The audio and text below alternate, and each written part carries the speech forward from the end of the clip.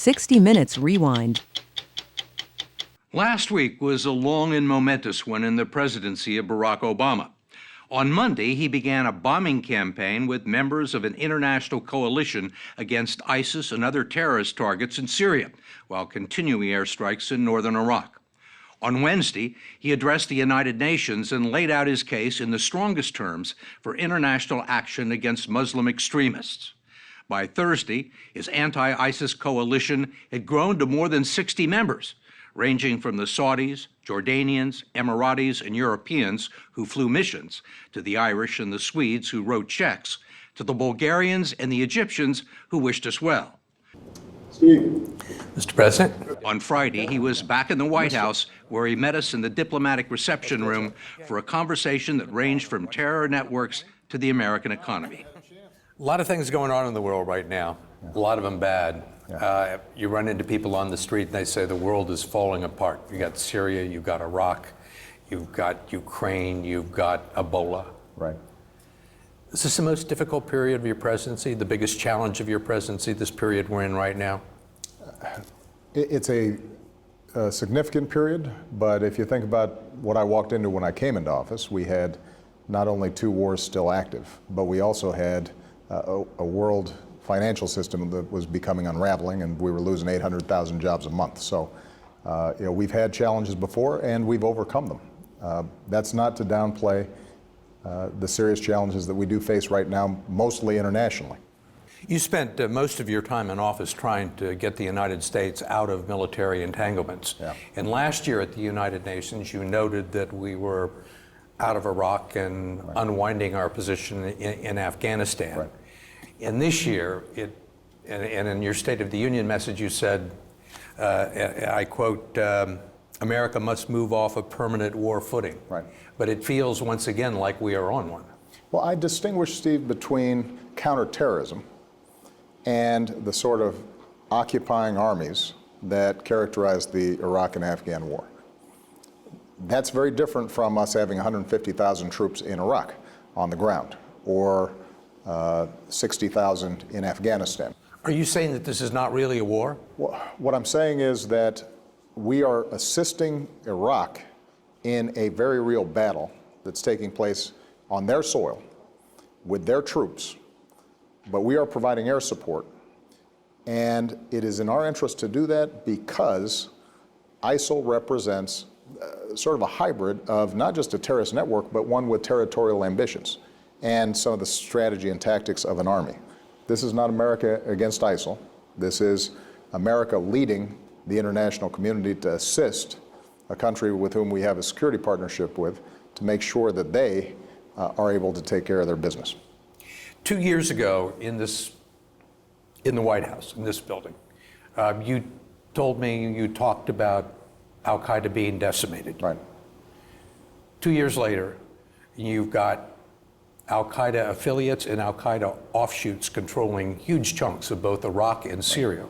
And you have militant militias, Islamic radical militias, in control of Libya. Yeah. If you'll recall, Steve, you had a international network in Al-Qaeda between Afghanistan and Pakistan, headed by bin Laden. And that structure we have rendered ineffective. But what I also said, and this was 2 years ago and a year ago, is that you have regional groups with regional ambitions and territorial ambitions. And what also has not changed is the kind of violent, ideologically driven extremism that has taken root in too much of the Muslim world. This week, in my speech to the United Nations General Assembly, I made very clear we are not at war against Islam. Islam is a religion that preaches peace, and the overwhelming majority of Muslims are peaceful. But in the Muslim world right now, there is a cancer that has grown for too long that suggests that it is acceptable to kill innocent people who worship a different God. And that kind of extremism, unfortunately, means that we're going to see for some time the possibility that in a whole bunch of different countries, radical groups may spring up, particularly in countries that are still relatively fragile, where you have sectarian tensions, where you don't have a strong state security apparatus. And that's why what we have to do is, rather than play whack-a-mole and send U.S. troops wherever this occurs, we have to build strong partnerships. We have to get the international community to recognize this is a problem. We've got to get Arab and Muslim leaders to say very clearly, these folks do not represent us, they do not represent Islam, and to speak out forcefully against them. But I understand all the caveats about these regional groups. Yeah. But this is an army of 40,000 people, according to some of the military estimates I heard the other day. Very well trained, very motivated. Yeah. Well, part of how did this get? How did they end up where they are in control of so much territory? Was that a complete surprise to you? Well, I think our head of the intelligence community, Jim Clapper, has acknowledged that I think they underestimated what had been taking place in Syria. I mean, he didn't say that we underestimated ISIL. He said we overestimated the ability and the will of our allies, the Iraqi army, to fight. That's true. That's absolutely true. And these are the people that we are now expecting to carry on the fight. Well, here's what happened in Iraq. When we left, we had left them a democracy that was intact, a military that was well equipped, and the ability then to chart their own course. And that opportunity was squandered over the course of 5 years or so because the Prime Minister, Maliki, was much more interested in consolidating his Shia base and very suspicious of the Sunnis and the Kurds, who make up the other 2/3 of the country. So what you did not see was a government that had built a sense of national unity. And if you don't have... Or an army. Or an army that feels committed to the nation as opposed to a particular sect. Now, the good news is that the new Prime Minister, Abadi, who I met with this week, so far at least, has sent all the right signals. And that's why it goes back to what I said before, Steve. We can't do this for them. We cannot do this for them because it's not just a military problem, it is a political problem. Mm-hmm. And if we make the mistake of simply sending U.S. troops back in, we can maintain peace for a while. But unless there is a change in how not just Iraq, but countries like Syria and some of the other countries in the region think about what political accommodation means. Think about what tolerance means. And do you think we can teach them that? Well, I think this is going to be a generational challenge. I don't think that this is something that's going to happen overnight. They have now created an environment in which young men are more concerned whether they're Shia or Sunni rather than whether they are getting a good education or whether they are able to have a good job. Many of them are poor. Many of them are illiterate and are therefore more subject to these kinds of ideological appeals. And the beginning of a solution for the entire Middle East is going to be a transformation in how these countries teach their youth. What our military operations can do is to just check and roll back these networks as they appear and make sure that the time and space is provided for a new way of doing things to begin to take root. But it's going to take some time. And in the meantime, what I can... You're saying buy them time so they can get their act together. But in the meantime, it's not just buy them time, it's also making sure that Americans are protected, that our allies are protected. You've acknowledged, or you said that the Iraqi government, the new Iraqi government, is making great progress, or making some progress. I wouldn't say great yet. Okay. They have a new prime minister, they have a new administration. Right. What it's not produced is any sort of a enthusiasm, or much enthusiasm on the part of the disaffected Sunni majority. It's going to take time. they're not lining up to go and join the Iraqi army. Well, look, mistrust has been built up over time. His instincts are right.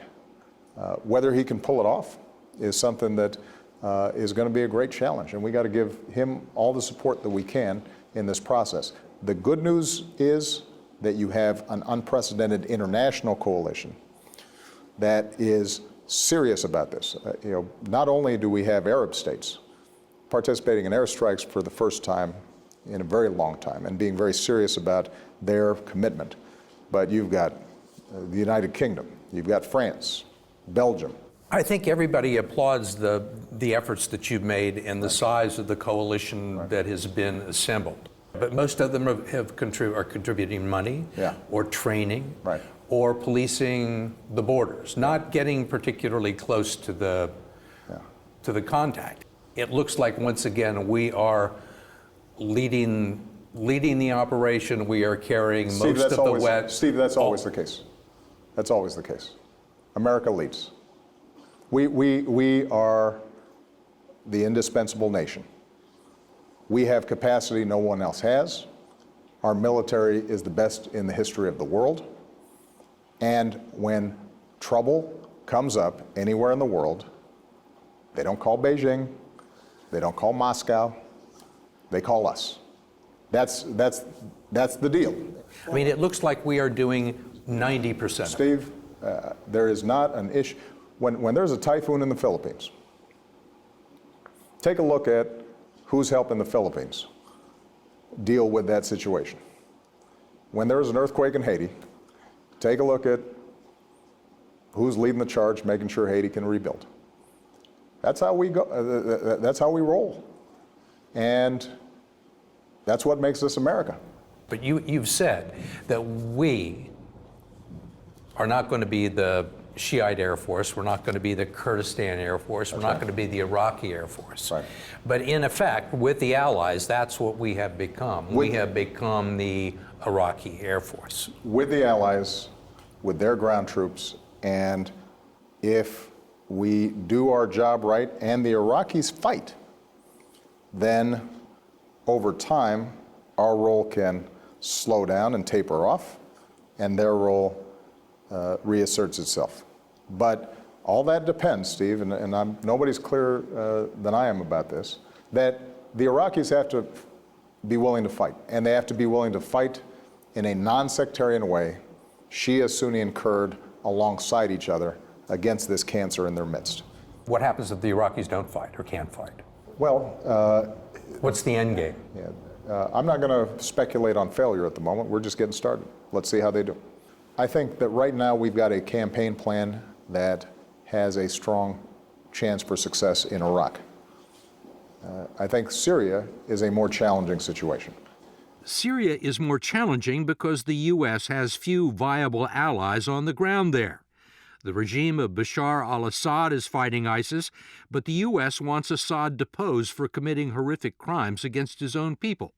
And other opposition groups, like the al-Nusra Front and a terrorist cell called Khorasan, which was plotting attacks against Europe and the U.S., are both affiliated with al-Qaeda.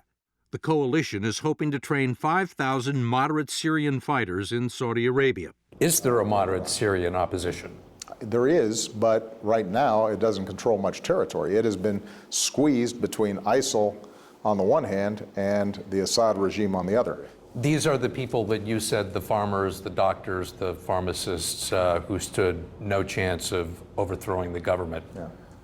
Well, keep in mind, 2 years ago, that was absolutely true. This is in response to the mythology that's evolved, that somehow if we had given those folks some guns 2.5 years ago, that Syria would be fine. And the point that I made then, which is absolutely true, is that for us to just start arming inexperienced fighters who we hadn't vetted, so we didn't know and couldn't sort out very well who's potentially ISIL or al-Nusra member and who is somebody that we're going to work with. For us to just go blind on that would have been counterproductive and would not have helped the situation, but also would have committed us to a much more significant role inside of Syria. You said that we need to get rid of Assad. Yeah. And while we're saying we have to get rid of Assad, we are also bombing and trying to take out some of his most threatening opponents. Yeah. And that the beneficiary of this is Assad. I recognize the contradiction in a contradictory land and a contradictory circumstance. Are we saying that we are not going to stabilize Syria under the rule of Assad, because the Sunni areas inside of Syria view Assad as having carried out terrible atrocities. The world has seen them. Hundreds of thousands of people have been killed. Millions have been displaced. So for a long-term political settlement, for Syria to remain unified, it is not possible that Assad presides over that entire process. On the other hand, in terms of immediate threats to the United States, ISIL, Khorasan Group, those folks could kill Americans. They're more important than Assad at this point. That's what you're saying. What I'm saying is that they're all connected, but there is a more immediate concern that has to be dealt with. You know, you've said no American boots on the ground, no combat troops on the ground. We've got 1,600 troops there. We do. Some of them are going to be out embedded with Iraqi units. Yeah. Well, they're in harm's way in the sense that anytime you're in a war theater, it's dangerous. So I don't want to downplay the fact that they're in a war environment and there are hostile forces on the other side.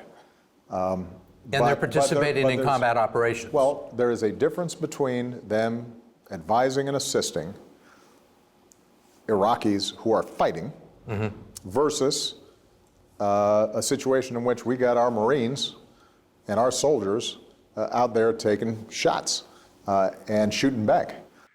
When we come back, President Obama looks at America's troubled relationship with Russia, his own economic record, and his party's prospects in the midterm elections.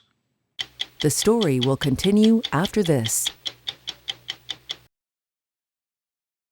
The air war against ISIS terrorists in Syria and Iraq isn't the only international crisis facing President Obama.